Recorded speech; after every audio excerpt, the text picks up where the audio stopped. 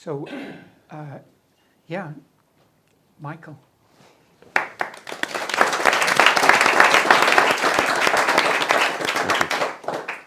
Part the third, Afterlife.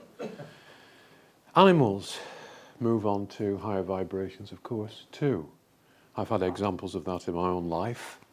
I had a little cairn terrier that developed diabetes, and I asked her, I had her for one last week to myself, and I asked her whether she wanted to go home, and she said yes.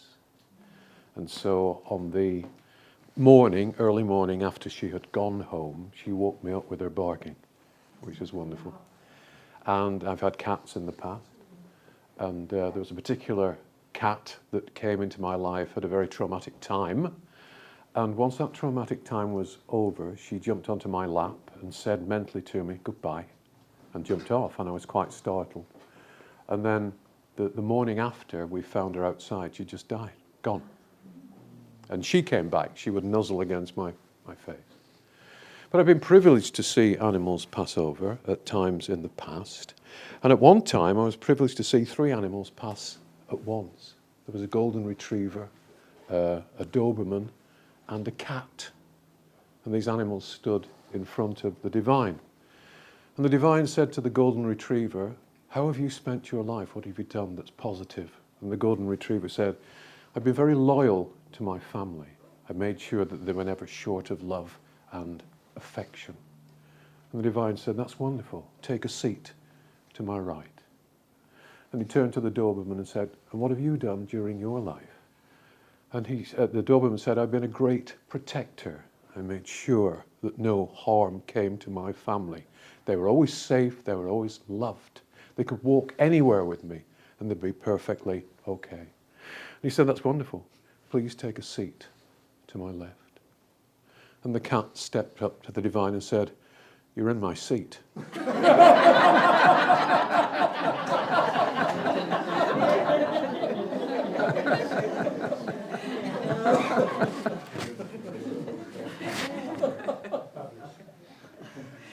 We're joyous today. We're joyous today. On a serious note, and I am being serious, I came across something the other day regarding an old unfunny joke that someone had looked at from a different angle. And it's that unfunny joke about why did the chicken cross the road? And of course the unfunny answer is to get to the other side. I've always hated that joke. I didn't think it was funny in the slightest. But this person was saying, what if by the other side the chicken was referring to the afterlife? That it wanted to get to the other side, so it crossed a busy road hoping that it would be knocked down and find itself in elevated circumstances. And that got me to thinking about our own lives, because I'm sure there are times in each life here where you think, wouldn't it be great to be on the other side? You know, to be rid of some of the challenges that we've got, to have a bit of peace, to have a bit of love, not to be controlled and manipulated and deceived. But we are supposed to be here. We've incarnated, we're supposed to be here for the full term of our lives on earth.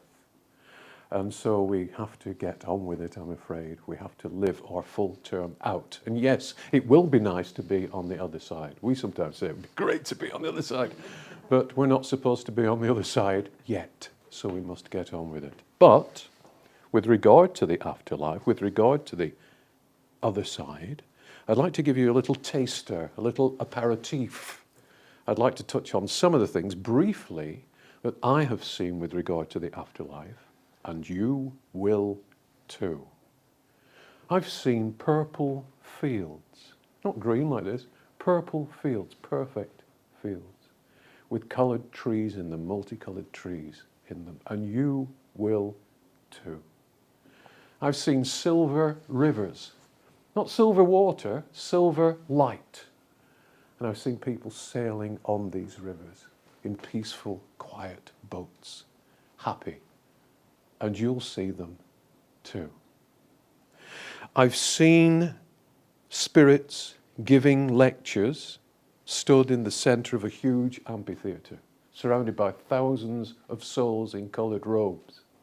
And I've seen energies coming out from these spirits in the centre of this amphitheatre and washing over the crowd and through the crowd. And I felt those energies washing through me. And you will too. I've seen people made out of light. We're all made out of light, but they're so elevated in their consciousness that they choose to appear as spirits in human form, but made out of light. And I've seen spirits beyond those, elevated beyond those spirits, that are so high in vibration that my sight slides off them. I know they're there, but I can't tie them down physically at this point. But you'll see them too, and one day you will be one of those spirits of light, and one of those spirits that is elevated beyond those spirits of light. I've seen angels. I'm looking at angels now, but angels as they really are. Great, joyous, shining beings of love and creation. No worries, no problems, just delight in doing what they do. They create planets, they create situations for other angels to visit. They join together and create wondrous things, and you will too. I've seen soul groups in operation. Vast extended families of spirits in perfect harmony who move onwards together. And they can be individual and private whenever they wish to, but they can also join together with the rest of the soul group with specific purposes of creation in mind. As Joseph's soul group does.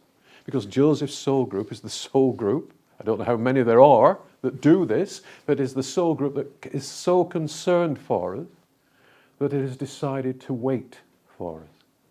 Decided to wait until we're all out of this situation and we can all move onwards together. So I've seen soul groups in operation, and you will too.